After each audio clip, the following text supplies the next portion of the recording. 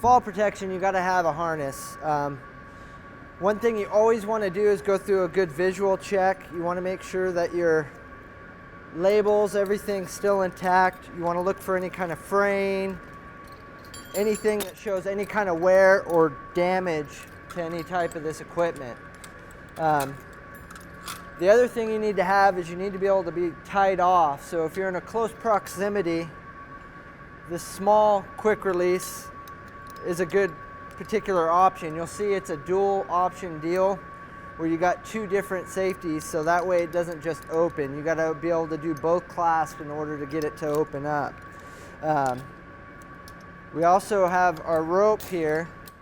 The rope is a good option when you got to go really far. The downside with the rope is you want to make sure that you're not going too far. You can't be falling 20 feet before you're getting any type of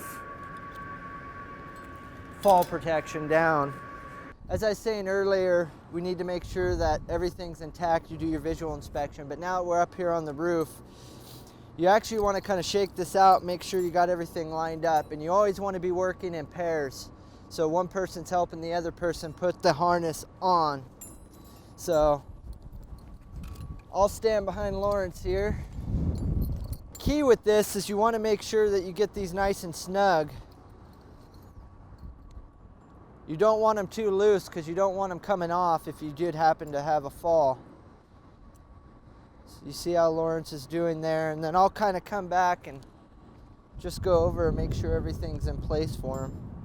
The new ANSI standard, you got to have these braces up right to the square between the shoulders. You can't have them sitting too low, so you want to make sure that you got a good newer restraint. So the next step we have here, we have to figure out how far we're going to go with our rope.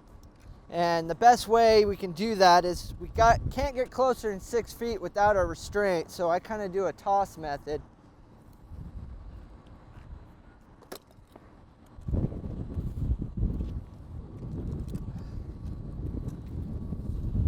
And this way we can run our rope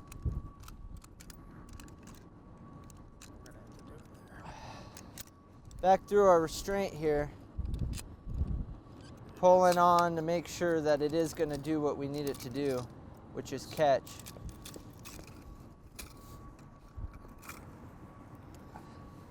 Then we can simply pull back our rope.